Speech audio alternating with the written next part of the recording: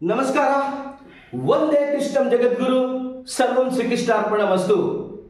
ಬನ್ನಿ, ನಾನು doctor Dasari Govinda, advocate from Supreme Court of India. ನಾನು ಇವತ್ತು ಕರ್ನಾಟಕದಲ್ಲಿದ್ದೀನಿ. ವಿಶೇಷವಾಗಿ ಟಿ ನರಸೀಪುರ ನಿಯರ್ ಮೈಸೂರಲ್ಲಿದ್ದೀನಿ. ಬರೀ ಇವತ್ತು ನಾನು ಒಬ್ಬ ಸರಳ ಸಜ್ಜನಿಕೆಯ ರಾಜಕೀಯ ಧುರೀಣ, ರಾಜಕೀಯ ನಾಯಕ ಅನ್ನೋದಕ್ಕಿಂತ ರಾಜಕೀಯ ಧುರೀಣ ಅಂತ ನಾನು ಉಲ್ಲೇಖ ಮಾಡಬಹುದು. ಬಹಳ ಸರಳವಾಗಿರ್ತಕ್ಕಂಥ ವ್ಯಕ್ತಿಯನ್ನು ನಾನು ಇವತ್ತು ಇಂಟರ್ವ್ಯೂ ಮಾಡ್ತಾ ಇದ್ದೀನಿ. ಯಾರು ಅಂತ ಹೇಳೋದಕ್ಕಿಂತ ಮುಂಚಿತವಾಗಿ, ಎಸ್ ಬಾಂಡ್ ಜೂನ್ 1, 1956 ಒಬ್ಬ ಸಾಧಾರಣ ಕುಟುಂಬದಲ್ಲಿ ಹುಟ್ಟಿ ಈ ರಾಜ್ಯದ ಅಧಿಕಾರದ ಚುಕ್ಕಾಣಿಯನ್ನು ಹಿಡಿಯುವ ಅಷ್ಟರ ಮಟ್ಟಿಗೆ ಬೆಳೆದಿರ್ತಕ್ಕಂಥ ಒಬ್ಬ ರಾಜಕೀಯ ನಾಯಕ ನಮ್ಮ ಡಾಕ್ಟರ್ BR ಅಂಬೇಡ್ಕರ್ ಅವರ ಒಂದು ತತ್ವ ಸಿದ್ಧಾಂತಗಳನ್ನು ಮೈಗೂಡಿಸ್ಕೊಂಡು ಅಲ್ಲ ರಕ್ತದಲ್ಲಿ ಗೂಡಿಸ್ಕೊಂಡು ಇಡೀ ನಮ್ಮ ದಲಿತ ಸಮುದಾಯಕ್ಕೆ ಒಬ್ಬ ಜೂನಿಯರ್ ಅಂಬೇಡ್ಕರ್ ತರ ನಮಗೆ ಕಾಣಿಸ್ತಾ ಇದ್ದಾರೆ.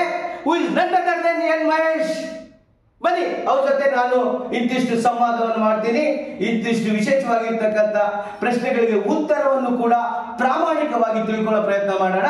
ಅಣ್ಣ ನಮಸ್ಕಾರ. ಒಂದೇ ಕೃಷ್ಣ ಜಗದ್ಗುರು ಸರ್ವಂ ಶ್ರೀಕೃಷ್ಣಾರ್ಪಣಮಸ್ತು. ನಮಸ್ಕಾರ. ಜೈ. ಬನ್ನಿ, ನಮ್ಗೆ ನಿಮ್ಮನ್ನು ನೋಡ್ತಾ ಇದ್ರೆ ನಮ್ಗೆ ನಮ್ಮ ಕಣ್ಣು ಮುಂದೆ ವಿಶೇಷವಾಗಿ ದಲಿತ ಯುವಕರಿಗೆ ಅಂಬೇಡ್ಕರ್ ಒಂದು ತತ್ವ ಸಿದ್ಧಾಂತಗಳು ಕಾಣಿಸ್ತಾ ಇದೆ. ನಿಮ್ಮನ್ನ ಇನ್ನು ಮುಂದೆ ಹೋಗಿ ನಿಮ್ಮನ್ನ ಯಾವ ರೀತಿ ನಾವು ನೋಡಬೇಕು ನಮ್ಮ ದಲಿತ ಸಮುದಾಯ? ನಾನು ಬಹಳ ಹಂಬಲ್ ವರ್ಕರ್. ಕಳೆದ 30-35 ವರ್ಷದಿಂದ ಜನಪರವಾಗಿ, ದಲಿತ ಪರವಾಗಿ ಹೋರಾಟ ಮಾಡಿಕೊಂಡು ಬಹುಜನ್ ಸಮಾಜ್ ಪಾರ್ಟಿಯನ್ನ 20-25 ವರ್ಷ ಬಹುಜನ್ ಸಮಾಜ್ ಪಾರ್ಟಿಯನ್ನು ಕಟ್ಟಿ ಜನಾಂದೋಲನ ಮಾಡಿ 2018ರಲ್ಲಿ ನಾನು ಶಾಸಕನಾಗಿ ಆಯ್ಕೆಯಾದೆ ಕೊಳ್ಳೇಗಾಲ ವಿಧಾನಸಭಾ ಕ್ಷೇತ್ರದಿಂದ. ಸೊ 5 ವರ್ಷಗಳ ಕಾಲ ಸಾಕಷ್ಟು ಕೆಲಸ ಮಾಡಿದಂಥ ತೃಪ್ತಿ ಇದೆ. ಸೊ ಈಗಲೂ ಕೂಡ ನಾನು ದಲಿತ ಪರವಾದಂಥ, ಜನಪರವಾದಂಥ ಕಾಳಜಿ ಇಟ್ಕೊಂಡು ಕೆಲಸ ಮಾಡ್ತಾ ಇದ್ದೀನಿ. ಈಗ ನಾನು ಭಾರತೀಯ ಜನತಾ ಪಾರ್ಟಿನಲ್ಲಿ ಇದ್ದೀನಿ. ಸೊ ನನ್ನನ್ನು ನಿಮ್ಮ ಸಹೋದರ ಅಂತ ನೋಡ್ಬೇಕಷ್ಟೇ. ನಿಮ್ಮ ಕೆಲಸ ಮಾಡಲಿಕ್ಕೆ ನೇಮಕ ಆಗಿರ್ತಕ್ಕಂಥ ನಿಮ್ಮ ಬಂಧು, ನಿಮ್ಮ ಸಹೋದರ ಅಂತ ನೋಡಿದ್ರೆ ಸಾಕು. ಬಾಬಾ ಸಾಹೇಬ್ರ ಲೆವೆಲ್ಗೆ ನಾವೇನು ಬೆಳೆದಿಲ್ಲ. ಸೊ ಸದ್ಯಕ್ಕೆ ಜನಪರವಾಗಿ ಕೆಲಸ ಮಾಡ್ಕೊಂಡಿದ್ದೀನಿ. ನಿಮ್ಮ ಸಹಪಾಠಿ, ಸಹೋದ್ಯೋಗಿ, ಸಹಚರ ಆ ರೀತಿ ಕರೆದ್ರೆ ಸಾಕು. ಬನ್ನಿ, Bahujan Samajwadi party that is BSP ಅಲ್ಲಿ ಸುಮಾರು 25 ವರ್ಷಗಳ ಕಾಲ ರಾಜಕೀಯತೆಯನ್ನು ಮೈಗೂಡಿಸಿಕೊಂಡು ಅಲ್ಲಿಯ ಸಿದ್ಧಾಂತವನ್ನು ಸ್ವಲ್ಪ ಮಟ್ಟಿಗೆ ಅವರಿಗೆ ಇಷ್ಟವಾಗದೇ ಇರುವ ಒಂದು ಸಂದರ್ಭದಲ್ಲಿ ಭಾರತೀಯ ಜನತಾ ಪಕ್ಷಕ್ಕೆ ಸೇರ್ಕೊಳ್ತಾರೆ. ಭಾರತೀಯ ಜನತಾ ಪಕ್ಷ ಕೂಡ ಅತ್ಯಂತ ಉನ್ನತವಾಗಿರ್ತಕ್ಕಂಥ ಒಂದು ಗೌರವದಿಂದ ನೋಡ್ಕೊಂಡಿರ್ತಕ್ಕಂಥ ಪಕ್ಷ ಭಾರತೀಯ ಜನತಾ ಪಕ್ಷ. ಅಣ್ಣ, ತಾವು ಭಾರತೀಯ ಜನತಾ ಪಾರ್ಟಿಯಲ್ಲಿ ಏನೆಲ್ಲ ಜವಾಬ್ದಾರಿ ಇದೆ ತಮಗೆ? ನಾನು ಭಾರತೀಯ ಜನತಾ ಪಾರ್ಟಿ BSP ಬಿಟ್ಬಿಟ್ಟು ಭಾರತೀಯ ಜನತಾ ಪಾರ್ಟಿಗೆ ಸೇರ್ಕೊಂಡ್ಬಿಟ್ಟೆ ಅನ್ನುವಂಥದ್ದೊಂದು ಪರ್ಸೆಪ್ಷನ್ ಇದೆ. ಅದೊಂದು ಗ್ರಹಿಕೆ ಇದೆ, ರಾಂಗ್. ಅದು ನನ್ನನ್ನು ವಿನಾಕಾರಣ BSPಯಿಂದ ಉಚ್ಚಾಟನೆ ಮಾಡಲಾಯಿತು. ನನ್ನ ರಾಜಕೀಯ ಅಸ್ತಿತ್ವಕ್ಕೋಸ್ಕರ ಮತ್ತು ನನ್ನ ಕ್ಷೇತ್ರದ ಹಿತದೃಷ್ಟಿಯಿಂದ ನಾನು ಭಾರತೀಯ ಜನತಾ ಪಾರ್ಟಿಗೆ ಸೇರಿಕೊಂಡೆ. ಸೊ ಹೀಗೆ ಭಾರತೀಯ ಜನತಾ ಪಾರ್ಟಿಗೆ ಸೇರಿರುವಂಥದ್ದು. ಭಾರತೀಯ ಜನತಾ ಪಾರ್ಟಿಗೆ ನಾನು BSPಲಿರುವಾಗ ಭಾರತೀಯ ಜನತಾ ಪಾರ್ಟಿಗೆ ಸೇರ್ತೀನಿ ಅನ್ನೋಂಥ ಸಣ್ಣ ಕಲ್ಪನೆನೂ ಇರಲಿಲ್ಲ ನನಗೆ. BSPನೇ ಮೊದಲು, BSPನೇ ಕೊನೆ ಅಂತ ಇದ್ದದ್ದು.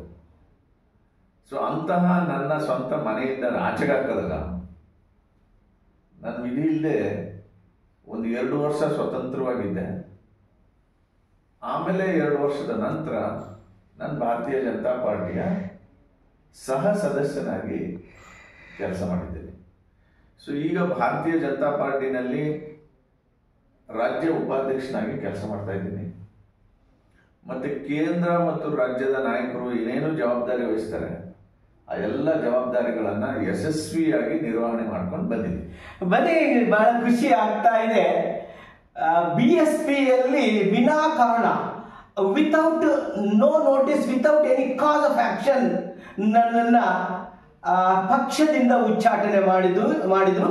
ಹೀಗಾಗಿ ನನ್ನ ರಾಜಕೀಯಗಾಗಿ ಅಥವಾ ಕ್ಷೇತ್ರದ ಅಭಿವೃದ್ಧಿಗಾಗಿ ನನಗೆ I have no options except to join BJP ಅನ್ನೋ ಒಂದು ಮಾತನ್ನು ಹೇಳಿದ್ರು. ಹಾಗಾದ್ರೆ ನನಗೆ ಅನಿಸ್ತಾ ಇದೆ, ತಾವು ಶಾಸಕರಾಗಿದ್ರಿ, ಅದಕ್ಕಿಂತ ಮುಖ್ಯವಾಗಿ ಪ್ರಮುಖವಾಗಿ ತಾವು ಹುಟ್ಟು ಹೋರಾಟಗಾರರು. ನನಗೆ ಗೊತ್ತಿದೆ, ನಿಮ್ಮ ಪ್ರೊಫೈಲ್ ಎಲ್ಲವನ್ನು ಕೂಡ ಚೆಕ್ ಮಾಡ್ತಾ ಇದೆ. ಹೋರಾಟ, ದ ಮ್ಯಾನ್ ಆಫ್ ಹೋರಾಟ ಅಂತ ಕೂಡ ಹೇಳ್ತಾರೆ. ಹಾಗಾದರೆ ಕಾಂಗ್ರೆಸ್ ಹೋಗ್ಬೋದಾಗಿತ್ತು, ಯಾಕೆ BJPಗೆ ಬಂದ್ರಿ, ಯಾಕೆ ಕಾಂಗ್ರೆಸ್ ಹೋಗಿಲ್ಲ ಅನ್ನೋ ಒಂದು ಪ್ರಶ್ನೆಯನ್ನು ಕೇಳೋಣ. ಅಣ್ಣ, ತಾವು ನೇರವಾಗಿ ತಾವು ಮನದಾಳದ ಮಾತನ್ನು ಹೇಳಿದ್ರೆ, ನನ್ನ ಕರ್ಮಭೂಮಿ BSP, ಜನ್ಮಭೂಮಿ BSP, ಇನ್ನು ನನ್ನ ಕೊನೆ ಕೂಡ BSP ಅಂತ ಅಂದುಕೊಂಡಿದ್ರಿ. ಆದರೆ ವಿಧಿ ಇಲ್ಲದೆ ಭಾರತೀಯ ಜನತಾ ಪಕ್ಷಕ್ಕೆ ಬರಬೇಕಾಯಿತು. ಯಾಕೆ ಕಾಂಗ್ರೆಸ್ ಹೋಗಬಾರ್ದಾಗಿತ್ತು? What is the difference between BJP and Congress? What you find out? ನನಗೆ ಬೇಸಿಕಲಿ ನಾನು ಕಾಂಗ್ರೆಸ್ ವಿರೋಧಿ ಗುಂಪಿನಲ್ಲಿ ಗುರುತಿಸಿಕೊಂಡು ಚಳವಳಿನಲ್ಲಿ ಭಾಗವಹಿಸಿದವನು. ನಾನು ಮೊದಲಿಂದನೂ ಕಾಂಗ್ರೆಸ್ ವಿರೋಧಿ. ಯಾವ ಸಂದರ್ಭ ನಾನು ಕಾಂಗ್ರೆಸ್ ವಿರೋಧಿ ಆಗಲಿಕ್ಕೆ ಅಂದಾಗ 71ರಿಂದ 75 ಅವಧಿನಲ್ಲಿ ನಡೆದಂತಹ ರಾಜಕೀಯ ಸ್ಥಿತ್ಯಂತರಗಳು, 1975ರಲ್ಲಿ ವಿಶೇಷವಾಗಿ ಶ್ರೀಮತಿ ಇಂದಿರಾ ಗಾಂಧಿಯವರು ತನ್ನ ಸ್ಥಾನವನ್ನು ಉಳಿಸ್ಕೊಳ್ಳಿಕ್ಕೆ, ಅಂದ್ರೆ ತನ್ನ ಲೋಕಸಭಾ ಸ್ಥಾನವನ್ನು ಉಳಿಸ್ಕೊಳ್ಳಿಕ್ಕೆ, ಪ್ರಧಾನಮಂತ್ರಿ ಸ್ಥಾನವನ್ನು ಉಳಿಸ್ಕೊಳ್ಳಿಕ್ಕೆ ಏನು ತುರ್ತು ಪರಿಸ್ಥಿತಿಯನ್ನು ಘೋಷಣೆ ಮಾಡಿದ್ರು. ತುರ್ತು ಪರಿಸ್ಥಿತಿಯನ್ನು ಘೋಷಣೆ ಮಾಡಿ ವಾಕ್ ಸ್ವಾತಂತ್ರ್ಯ, ಜೀವಿಸುವ ಸ್ವಾತಂತ್ರ್ಯ, ಸಂಘಟನೆಯ ಸ್ವಾತಂತ್ರ್ಯ ಮತ್ತು ನ್ಯಾಯಾಂಗದ ಸ್ವಾತಂತ್ರ್ಯ ಎಲ್ಲವನ್ನು ಕಸಿದುಕೊಂಡು ಎಮರ್ಜೆನ್ಸಿ ಜಾರಿ ಮಾಡಿದ್ರು. ಆವತ್ತಿಂದ ನಾನು ಕಾಂಗ್ರೆಸ್ ವಿರೋಧಿ. ನಿಮ್ಗೆ ಹೇಳ್ತೀನಿ ಒಂದು ಮಾತು, ಎಮರ್ಜೆನ್ಸಿ 21 ತಿಂಗಳುಗಳ ಕಾಲ ಇದ್ದಿದ್ದು. ಜೂನ್ 25, 1975ರಿಂದ ಮಾರ್ಚ್ 21, 1977ರವರೆಗೆ 21 ತಿಂಗಳ ಕಾಲ ಏನು ಎಮರ್ಜೆನ್ಸಿ ಜಾರಿಯಲ್ಲಿತ್ತು ಭಾರತದಲ್ಲಿ, ಅದೊಂದು ಕರಾಳ ಅಧ್ಯಾಯ, ನಾವ್ಯಾರೂ ಮರೆಯಕ್ಕಾಗದೇ ಇರುವಂತ ಅಧ್ಯಾಯ. ಆ 21 ತಿಂಗಳುಗಳ ಕಾಲ ಬಾಬಾ ಸಾಹೇಬ್ ಅಂಬೇಡ್ಕರ್ ಬರೆದಿರೋ ಸಂವಿಧಾನ ಸಸ್ಪೆಂಡ್ ಆಗಿತ್ತು. ಎಲ್ಲ ಮೂಲಭೂತ ಹಕ್ಕುಗಳನ್ನು ಅಮಾನತ್ ಇಡಲಾಗಿತ್ತು. ಜುಡಿಷಿಯರಿ ಸ್ವಾತಂತ್ರ್ಯ ಇದೆಯಲ್ಲ, ಅದನ್ನು ಕಸ್ಕೊಂಡಿದ್ರು. ಸೊ ಆ ಎಮರ್ಜೆನ್ಸಿ ಪೀರಿಯಡ್ ಅಲ್ಲಿ ಅದನ್ನ ವಿರೋಧ ಮಾಡಿಕೊಂಡು ಬೆಳೆದವನು ನಾನು. 1977ರಲ್ಲಿ ಎಮರ್ಜೆನ್ಸಿ ಎಂಡ್ ಆಗಿ ಚುನಾವಣೆ ಘೋಷಣೆ ಆದಾಗ ನನಗೆ ಮತದಾರರ ಪಟ್ಟಿನಲ್ಲಿ ಫಸ್ಟ್ ನನ್ನ ಹೆಸರು ಎಂಟ್ರೋಲ್ ಆಯ್ತು. 77ರ ಚುನಾವಣೆ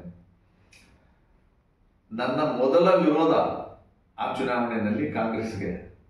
ನನ್ನ ಮೊದಲು ನಮ್ಮೂರಲ್ಲಿ ಸುಮಾರು 430-40 ಓಟ್ ಇತ್ತು. 400 ಓಟು ಪೋಲ್ ಆಗಿತ್ತು. 399 ಓಟು ಕಾಂಗ್ರೆಸ್ಗೆ, ನಮ್ಮನೆ ಓಟು ಸೇರಿ. ಒಂದೇ ಒಂದು ಓಟು ಜನತಾ ಪಕ್ಷಕ್ಕೆ ಹಾಕಿತ್ತು, ಅದು ನನ್ನ ಓಟು. ಸೊ ಹಾಗಾಗಿ ಅಲ್ಲಿಂದ ಇಲ್ಲಿವರೆಗೆ ನಾನು ಕಾಂಗ್ರೆಸ್ ವಿರೋಧಿ. ಕಾಂಗ್ರೆಸ್ಗೂ ನನಗೂ ಆಗ ಬರಲ್ಲ, ನನಗೆ ಸೆಟ್ ಆಗಲ್ಲ. ಹಾಗಾಗಿ ಭಾರತೀಯ ಜನತಾ ಪಾರ್ಟಿ ನಾನು ಬಹುಜನ್ ಸಮಾಜ್ ಪಾರ್ಟಿ ಕಟ್ಟುವಾಗ ಕೇಡರ್ ಬಿಲ್ಡಿಂಗ್ ಆಕ್ಟಿವಿಟೀಸ್ ಮೂಲಕ ಒಂದು ಸೈದ್ಧಾಂತಿಕ ಹಿನ್ನೆಲೆಯಲ್ಲಿ ಹೇಗೆ ಓರಿಯೆಂಟೇಷನ್ ಆಯಿತು ನನಗೆ, ನಾನು ಓರಿಯೆಂಟೇಷನ್ ಮಾಡ್ತಿದ್ದೆ, ಅದೇ ಫ್ರೀಕ್ವೆನ್ಸಿಗೆ ಭಾರತೀಯ ಜನತಾ ಪಾರ್ಟಿನಲ್ಲೂ ಕೂಡ ಸೆಟ್ ಆಗುತ್ತೆ. ನಾನು ಜೆಲ್ ಆಗ್ತೀನಿ ಅಲ್ಲಿಗೆ. ಹಾಗಾಗಿ ನಾನು ಭಾರತೀಯ ಜನತಾ ಪಾರ್ಟಿಗೆ ಇದ್ದೀನಿ. ಕಾಂಗ್ರೆಸ್ಗೆ ಹೋಗಿಲ್ಲ. ಬಹಳ ಕುತೂಹಲವಾಗಿರ್ತಕ್ಕಂಥ ಒಂದು ಮನದಾಳದ ಮಾತನ್ನು ಹೊರಗಡೆ ಬಂತು. ವಿಶೇಷವಾಗಿ ಭಾರತೀಯ ಜನತಾ ಪಕ್ಷಕ್ಕೆ ಸೇರ್ಕೊಳ್ಳೋದು ಒಂದಾದ್ರೆ ಜನ್ಮತಃ ನಾನು ಕಾಂಗ್ರೆಸ್ ವಿರೋಧಿ. ವಿಶೇಷವಾಗಿ ಜೂನ್ 25ನೇ ತಾರೀಕು 1975ರಲ್ಲಿ Shrimati Indira Gandhi the prime minister of India ಅವರು ಇಂಪೋಸ್ ಮಾಡಿರ್ತಕ್ಕಂತಹ 21 ದಿನಗಳ ಕಾಲ ಈ ಒಂದು ಎಮರ್ಜೆನ್ಸಿಯನ್ನು ಕಣ್ಣು ಮುಂದೆ ನೋಡಿರ್ತಕ್ಕಂತಹ ಒಂದು ಕರಾಳದ ದಿನ ಕೂಡ ನನ್ನ ಕಣ್ಣು ಮುಂದೆ ಇದೆ. ಹೀಗಾಗಿ ನಾನು ಕಾಂಗ್ರೆಸ್ ಅನ್ನ ಹಂತ ಹಂತವಾಗಿ ಹೆಚ್ಚೆಗೂ ಕೂಡ ನಾನು ವಿರೋಧ ಮಾಡಬೇಕಾಯಿತು ಅನ್ನೋ ಒಂದು ಮಾತನ್ನು ಕೇಳಿದ್ದೀವಿ. ನಿಜಕ್ಕೂ ಕೂಡ ಇದು ಬಾಬಾ ಸಾಹೇಬ್ ಅಂಬೇಡ್ಕರ್ ಅವರ ಸ್ಫೂರ್ತಿ ಅಂತ ಹೇಳ್ಬೋದು. ಬರೀ ಇನ್ನು ಎಮರ್ಜೆನ್ಸಿಗೆ ಸಂಬಂಧಪಟ್ಟಿರ್ತಕ್ಕಂತಹ ಇಂತಿಷ್ಟು ವಿಚಾರಗಳನ್ನು ಕೇಳಿ ತಿಳ್ಕೊಳ್ಳೋಣ. ಯಾಕಂತ ಹೇಳಿದ್ರೆ ಭಾರತದ ಸಂವಿಧಾನವನ್ನು ಅಂಬೇಡ್ಕರ್ ಕೊಟ್ಟಿರ್ತಕ್ಕಂತಹ ಭಾರತದ ಸಂವಿಧಾನವನ್ನು ನುಚ್ಚು ನೂರು ಮಾಡಿ ಛಿದ್ರ ಮಾಡಿ ಹತ್ಯೆಯನ್ನು ಮಾಡಿರ್ತಕ್ಕಂಥ ಕೀರ್ತಿ ಶ್ರೀಮತಿ ಇಂದಿರಾ ಗಾಂಧಿ ಮತ್ತು ಕಾಂಗ್ರೆಸ್ ಸಲ್ಲುತ್ತೆ. ನಾನು ಯಾಕೆ ಈ ಪ್ರಶ್ನೆಯನ್ನು ಕೇಳ್ತಾ ಇದ್ದೀನಿ ಅಂದ್ರೆ ಅವರು ಕಣ್ಣು ಮುಂದೆ ನೋಡಿರ್ತಕ್ಕಂತಹ ಒಂದು ಉದಾಹರಣೆ ಅವ್ರ ಮುಂದೆ ಇದೆ. 21 ತಿಂಗಳ ಕಾಲ ಅವರು ಇದನ್ನು ಅನುಭವಿಸಿದ್ದಾರೆ. ಏನೇನು ಅನುಭವಿಸಿದ್ದಾರೆ ಅನ್ನೋದ್ರ ಬಗ್ಗೆ ಹೇಳೋಣ. ಅಣ್ಣ, ಈಗ ನೀವು 21 ದಿನಗಳ ಕಾಲ ತಾವು ನೋಡಿದೀವಿ. ಆಮೇಲೆ ಎಮರ್ಜೆನ್ಸಿ ಎಂಡ್ ಆಗಿದ ತಕ್ಷಣ ಮೊಟ್ಟ ಮೊದಲ ಚುನಾವಣೆಗೆ ನೀವು ಮೊದಲನೇದಾಗಿ ನೀವು ಕೂಡ ವೋಟ್ ಹಾಕ್ತೀರಿ. ಆ 21 ತಿಂಗಳ ಕಾಲದಲ್ಲಿ ಏನಾದರೂ ಘಟನೆ ಆಗಿದ್ದು ನಮ್ಮ ವೀಕ್ಷಕರಿಗಾಗಿ ಪ್ಲೀಸ್. 21 ತಿಂಗಳು ಎಮರ್ಜೆನ್ಸಿ ಯಾಕೆ ಬಂತು ಅನ್ನೋದ್ರ ಹಿನ್ನೆಲೆ ಒಂಚೂರು ಹೇಳ್ತೀನಿ ನಾನು. 1971ರ ಲೋಕಸಭಾ ಚುನಾವಣೆಯಲ್ಲಿ ಕಾಂಗ್ರೆಸ್ ಪಕ್ಷ 352 ಸೀಟ್ ತಗೊಂಡು ಅಬ್ಸಲ್ಯೂಟ್ ಮೆಜಾರಿಟಿ ತಗೊಳುತ್ತೆ. ಶ್ರೀಮತಿ ಇಂದಿರಾ ಗಾಂಧಿ ಅವರು ಉತ್ತರ ಪ್ರದೇಶದ ರಾಯ್ಬರೇಲಿನಲ್ಲಿ ಗೆದ್ದಿರ್ತಾರೆ. ಆ ರಾಯ್ಬರೇಲಿ ಕ್ಷೇತ್ರದಲ್ಲಿ ಸೋತಿದ್ದಂತ ವ್ಯಕ್ತಿ ರಾಜನಾರಾಯಣ್ ಅವರು ಶ್ರೀಮತಿ ಇಂದಿರಾ ಗಾಂಧಿ ಅವರು ಚುನಾವಣೆಯಲ್ಲಿ ಅಕ್ರಮ ಎಸಗಿ ಗೆದ್ದಿದ್ದಾರೆ. ಸರ್ಕಾರಿ ಯಂತ್ರವನ್ನ ದುರುಪಯೋಗ ಪಡಿಸ್ಕೊಂಡು ಗೆದ್ದಿದ್ದಾರೆ. ಹಾಗಾಗಿ ಇವರ ಸ್ಥಾನವನ್ನ ರದ್ದು ಮಾಡಬೇಕು ಅಂತ ಹೇಳಿ ಅಲಹಾಬಾದ್ ಹೈಕೋರ್ಟ್ ಅಲ್ಲಿ ಎಲೆಕ್ಷನ್ ಪಿಟಿಷನ್ ಹಾಕುತ್ತಾರೆ. ಅದು 4 ವರ್ಷಗಳ ನಂತರ ಜೂನ್ 12, 1975ರಲ್ಲಿ ಅಲಹಾಬಾದ್ ಹೈಕೋರ್ಟ್ ತೀರ್ಪು ಕೊಡುತ್ತೆ. ಆ ತೀರ್ಪು ಏನಂತ ಕೊಡುತ್ತೆ ಅಂತಂದ್ರೆ, ಶ್ರೀಮತಿ ಇಂದಿರಾ ಗಾಂಧಿ ಅಕ್ರಮವಾಗಿ ಚುನಾವಣೆಯಲ್ಲಿ ಗೆದ್ದಿದ್ದಾರೆ ಅಂತ ಪ್ರೂವ್ ಆಗಿದೆ. ಸರ್ಕಾರಿ ಯಂತ್ರವನ್ನ ದುರುಪಯೋಗ ಪಡಿಸ್ಕೊಂಡಿದ್ದಾರೆ ಅಂತ ಪ್ರೂವ್ ಆಗಿದೆ. ಹಾಗಾಗಿ ಶ್ರೀಮತಿ ಇಂದಿರಾ ಗಾಂಧಿ ಅವರ ಲೋಕಸಭಾ ಸ್ಥಾನ ರದ್ದಾಗಿದೆ.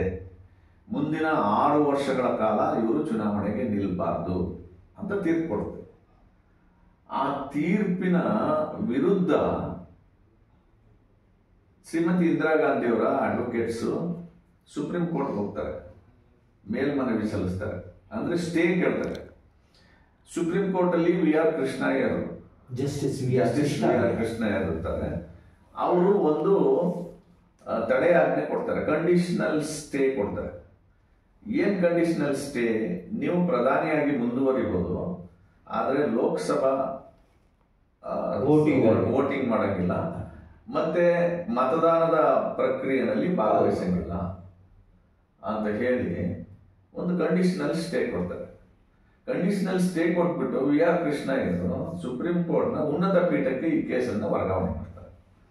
ಆ ಕೇಸ್ ತೀರ್ಮಾನ ಆಗೋದಕ್ಕಿಂತ ಮೊದಲು ಇವರಿಗೆ ಭಯ ಸೃಷ್ಟಿಯಾಗುತ್ತೆ.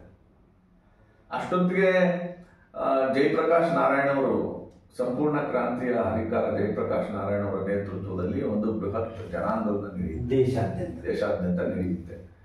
ಆ ಸಂದರ್ಭಕ್ಕೆ ಶ್ರೀಮತಿ ಇಂದಿರಾ ಗಾಂಧಿಯವರು ಅಕ್ರಮವಾಗಿ ಮಧ್ಯರಾತ್ರಿ 12 ಗಂಟೆ ನಂತರ ಫಕ್ರುದ್ದೀನ್ ಅಲಿ ಅಹಮದ್ ಅವರು, ಅವತ್ತು ರಾಷ್ಟ್ರಪತಿಗಳು, ಅವ್ರ ಹತ್ರ ಈ ತುರ್ತು ಪರಿಸ್ಥಿತಿಗೆ ಸಹಿ ಮಾಡಿಸ್ತಾರೆ. ತುರ್ತು ಪರಿಸ್ಥಿತಿ ತರಲಿಕ್ಕೆ ನಮ್ಮ ಸಂವಿಧಾನದ ಅನುಚ್ಛೇದ 352ರಲ್ಲಿ ಅವಕಾಶ ಇದೆ.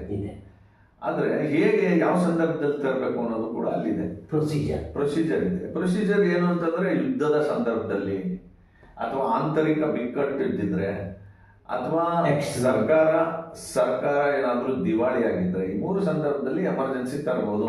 ಭಾರತದಾದ್ಯಂತ ತರಬಹುದು ಅಥವಾ ಒಂದು ಭಾಗಕ್ಕೂ ತರಬಹುದು ಅಂತ ನಿಯಮ 352ರಲ್ಲಿ ಹೇಳುತ್ತೆ. ಆದರೆ ಇವರು ಎಮರ್ಜೆನ್ಸಿ ತಂದಾಗ ಯುದ್ಧದ ವಾತಾವರಣ ಇಲ್ಲ, ದೇಶ ದಿವಾಳಿ ಆಗಿಲ್ಲ, ಇಂಟರ್ನಲ್ ರೆಬೆಲಿಯನ್ ಏನೂ ಆಗಿಲ್ಲ.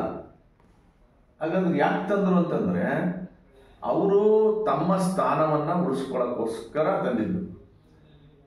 ಸೊ ರಾತ್ರಿ 12 ಗಂಟೆ ರಾತ್ರಿನಲ್ಲಿ ಫಕ್ರುದ್ದೀನ್ ಅಲಿ ಅಹ್ಮದ್ ರಾಷ್ಟ್ರಪತಿಗಳನ್ನ ಎದ್ದೇಳಿಸಿ ಸಹಿ ಮಾಡಿಸ್ಕೋತಾರೆ. ಆಯ್ತಾ? ಅದಾದ್ಮೇಲೆ ಭಯ ಶುರುವಾಗುತ್ತೆ ಅವ್ರಿಗೆ. ಯಾಕಂದ್ರೆ ಎಮರ್ಜೆನ್ಸಿ ಡಿಕ್ಲೇರ್ ಮಾಡ್ಬೇಕು ಅಂದ್ರೆ ಮಂತ್ರಿ ಸಚಿವ ಸಂಪುಟ ರೆಕಮೆಂಡ್ ಮಾಡಬೇಕು, ಕ್ಯಾಬಿನೆಟ್ ರೆಕಮೆಂಡ್ ಮಾಡಬೇಕು, ಅಪ್ರೂವಲ್, ಕ್ಯಾಬಿನೆಟ್ ಅಪ್ರೂವಲ್ ತಗೊಂಡಿಲ್ಲ, ಪಾರ್ಲಿಮೆಂಟ್ ಅಪ್ರೂವಲ್ ಇಲ್ಲ. ಸರಿ ಅಂತ ಬೆಳಿಗ್ಗೆ 6 ಗಂಟೆಗೆ ಕ್ಯಾಬಿನೆಟ್ ಮೀಟಿಂಗ್ ಕರೀತಾರೆ. ನೀವೆಲ್ಲಾದ್ರೂ ನೋಡಿದ್ದೀರಾ ಬೆಳಿಗ್ಗೆ 6 ಗಂಟೆಗೆ ಕ್ಯಾಬಿನೆಟ್ ಮೀಟಿಂಗ್ ಕರೆಯೋದು? ಇವ್ರು ಕರೀತಾರೆ. ಕರೆದು ಕ್ಯಾಬಿನೆಟ್ ಅಲ್ಲಿ 2 ಲೈನು ರೆಸಲ್ಯೂಷನ್, ಆಂತರಿಕ ತುರ್ತು ಪರಿಸ್ಥಿತಿಯನ್ನ ಘೋಷಣೆ ಮಾಡುವಂತ ಸಂದರ್ಭ ಬಂದಿದೆ, ಹಾಗಾಗಿ ಘೋಷಣೆ ಮಾಡಬಹುದು ಅಂತ ರೆಕಮೆಂಡೇಶನ್ ಮಾಡದ ರೀತಿ ಮಾಡಿಕೊಂಡು ರಾತ್ರಿನೇ ರಾಷ್ಟ್ರಪತಿಗಳ ಕೈಲಿ ಸೈನ್ ಆದ ತಕ್ಷಣ ಇಡೀ ದೇಶದಾದ್ಯಂತ ಮಾಧ್ಯಮಗಳಿಗೆ ನಿಯಂತ್ರಣ ಆಗ್ತದೆ. ಅದರಲ್ಲೂ ವಿಶೇಷವಾಗಿ ಡೆಲ್ಲಿನಲ್ಲಿದ್ದಂಥ ಮಾಧ್ಯಮ ಕಚೇರಿಗಳ ಕರೆಂಟ್ ಕಟ್ ಮಾಡ್ತಾರೆ.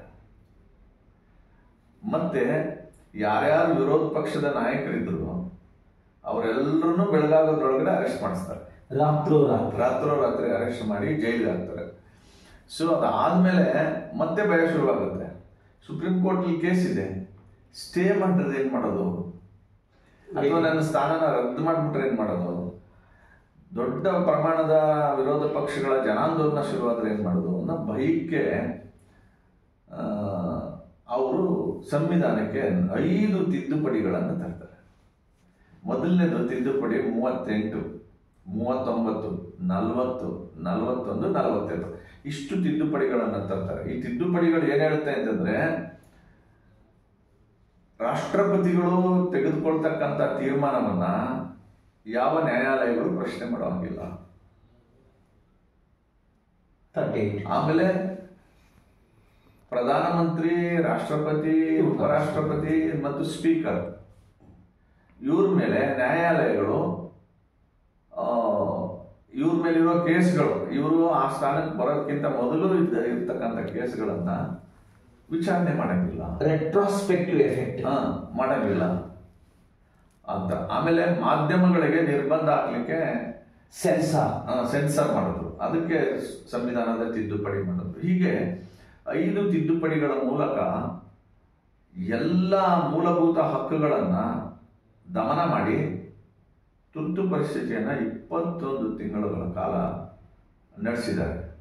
ಸುಮಾರು ಮೀಸಾ ಆಕ್ಟ್ ಇದೆಯಲ್ಲ, ಮೇಂಟೆನೆನ್ಸ್ ಆಫ್ ಇಂಟರ್ನಲ್ ಸೆಕ್ಯೂರಿಟಿ ಆಕ್ಟ್ಗೆ ತಿದ್ದುಪಡಿ ತಂದು ಸುಮಾರು 1,10,000 ಜನ ತುರ್ತು ಪರಿಸ್ಥಿತಿ ವಿರುದ್ಧ ಹೋರಾಟ ಮಾಡ್ತಿದ್ದಂಥವ್ರನ್ನ ಬಂಧಿಸಿ ಜೈಲಿಗೆ ಹಾಕ್ತಾರೆ.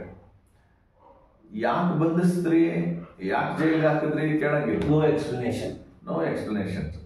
ಸೊ ಈ ತರ ಸಂವಿಧಾನದ ಅನುಚ್ಛೇದ 21 ರೈಟ್ ಟು ಲೈಫ್ ಅದನ್ನ ಕೇಳಂಗಿಲ್ಲ, ಯಾರಾದ್ರೂ ಸತ್ರೆ ಕೇಳಂಗಿಲ್ಲ. ಈ ತರ ನಮ್ಮ ಹಕ್ಕುಗಳನ್ನೇ ದಮನ ಮಾಡಿ, ಸಂವಿಧಾನವನ್ನೇ ದಮನ ಮಾಡಿ 21 ತಿಂಗಳುಗಳ ಕಾಲ ಏನು ತುರ್ತು ಪರಿಸ್ಥಿತಿನ ನಡೆಸ್ತಾರೋ ಶ್ರೀಮತಿ ಇಂದಿರಾ ಗಾಂಧಿ ಅವರು, ಅದು ಭಾರತ ದೇಶದ ಕರಾಳ ಇತಿಹಾಸ. ಸೊ ಇಷ್ಟೆಲ್ಲ ಕಾರಣಗಳಿಗೋಸ್ಕರ ನಾವು ಎಮರ್ಜೆನ್ಸಿನ ವಿರೋಧ ಮಾಡ್ಕೊಂಡು ಬಂದ್ವಿ. ಇವತ್ತು ಕೂಡ ಭಾರತೀಯ ಜನತಾ ಪಾರ್ಟಿ ಕಳೆದ ಒಂದು 10 ದಿನದಿಂದ ನಾವೊಂದು ಅಭಿಯಾನ ಇಡೀ ದೇಶದಾದ್ಯಂತ ಅಭಿಯಾನ ಮಾಡ್ತಾ ಇದ್ದೀವಿ. ಮೊನ್ನೆ 1ನೇ ತಾರೀಕು ಮುಕ್ತಾಯ ಆಗಿದೆ. ಸೊ ಈ ಅಭಿಯಾನ ಯಾಕೆ ಮಾಡ್ತಾ ಇದ್ದೀವಿ ಅಂತಂದ್ರೆ ಮುಂದೆ ಎಂದುವೆ ಯಾವ ಸರ್ಕಾರನಾದ್ರೂ ಬರಲಿ, ಬಿಜೆಪಿ, ಕಾಂಗ್ರೆಸ್, ಕಮ್ಯುನಿಸ್ಟ್, ಪಾರ್ಟೀಸ್ ಯಾರು ಕೂಡ ಇಂತಹ ಕರಾಳತೆನೆ ಮುಂದೆ ಎಂದೂ ಮಾಡಬಾರ್ದು. ಪ್ರಜಾಪ್ರಭುತ್ವವನ್ನು ರಕ್ಷಣೆ ಮಾಡೋ ದೃಷ್ಟಿಯಿಂದ ನಾವು ಜನಜಾಗೃತಿ ಮಾಡ್ತಾ ಇದ್ದೀವಿ. ಬನ್ನಿ, ಈ ವರ್ಷ ಎಮರ್ಜೆನ್ಸಿ ಅಟ್ 50 years ಅಂದ್ರೆ ಎಮರ್ಜೆನ್ಸಿ ಡಿಕ್ಲೇರ್ ಮಾಡಿ 50 ವರ್ಷಗಳಾಯಿತು. ಈ 50 ವರ್ಷಗಳ ಒಂದು ಇತಿಹಾಸವನ್ನು ಮುಂದಿನ ಪೀಳಿಗೆಗೆ ನಾವು ತಿಳಿಸಿಕೊಡ್ಬೇಕು ಅನ್ನುವ ಉದ್ದೇಶದಿಂದ ಈ ಕರಾಳ ದಿನದ ಒಂದು ಅಭಿಯಾನವೇ ರಾಜ್ಯಾದ್ಯಂತ ಮತ್ತು ದೇಶಾದ್ಯಂತ ನಾವು ಪಕ್ಷದ ಕಡೆಯಿಂದ ನಾವು ಮಾಡ್ತಾ ಇದ್ದೀವಿ ಅಂತ ಹೇಳಿದ್ರು. ಅಷ್ಟೇ ಅಲ್ಲ, ವಿಶೇಷವಾಗಿ ಮೂಲಭೂತ ಹಕ್ಕುಗಳು ಕೂಡ ರದ್ದಾಗಿತ್ತು. ಮಹೇಶ್ ಅಣ್ಣನವರು ಹೇಳ್ತಾ ಇದ್ರು ಆರ್ಟಿಕಲ್ 21 ವೈಲೇಷನ್ ಆಯಿತು ಅಂತೇಳಿ. ಹಾಗಾದ್ರೆ ಆರ್ಟಿಕಲ್ 21 ಏನು ಆಗುತ್ತೆ? Protection of life and personal liberty, nobody should take away the right of the individuals except the act of the parliament ಅಂತ ಆರ್ಟಿಕಲ್ 21 ಹೇಳುತ್ತೆ. ಅಂತಹ ಒಂದು ಆರ್ಟಿಕಲ್ ಕೂಡ ದಮನ ಮಾಡಲಾಯಿತು. ಇಂತಹ ದೌರ್ಭಾಗ್ಯಕ್ಕೆ ನಾವೆಲ್ಲರೂ ಕೂಡ ಸಾಕ್ಷಿಯಾಗಿದ್ದೀವಿ. ಹೀಗಾಗಿ ನಾವು ಕಾಂಗ್ರೆಸ್ ಅನ್ನು ಹಂತ ಹಂತವಾಗಿ ಮತ್ತೆ ಹೆಚ್ಚೆಚ್ಚು ಕೂಡ ನಾವು ವಿರೋಧ ಮಾಡ್ತಾ ಇದ್ದೀವಿ ಅಂತ ಹೇಳ್ತಾ ಇದ್ದಾರೆ. ಏನೇ ಆದರೂ ಕೂಡ ಈ ಕರಾಳ ದಿನದ 50 ವರ್ಷದ ಇತಿಹಾಸವನ್ನು ಇಷ್ಟು ಸಣ್ಣ ಒಂದು ಎಪಿಸೋಡ್ ಅಲ್ಲಿ ಮುಗಿಸೋದಕ್ಕಾಗಲ್ಲ. ಮುಂದಿನ ದಿನಗಳಲ್ಲಿ ಇನ್ನೂ ಒಂದು ಎಪಿಸೋಡ್ ಅನ್ನು ನಾನು ಬರ್ತೀನಿ. The interview with N Mahesh ಜೊತೆ ಕಂಟಿನ್ಯೂ ಮಾಡೋಣ. ಅಲ್ಲಿವರೆಗೂ ನೋಡ್ತಾ ಇರಿ YouTube channel, voice YouTube channel. Thank you so much. ಒಂದೇ ಕೃಷ್ಣ ಜಗದ್ಗುರು, ಸರ್ವಂ ಶ್ರೀಕೃಷ್ಣಾರ್ಪಣಮಸ್ತು.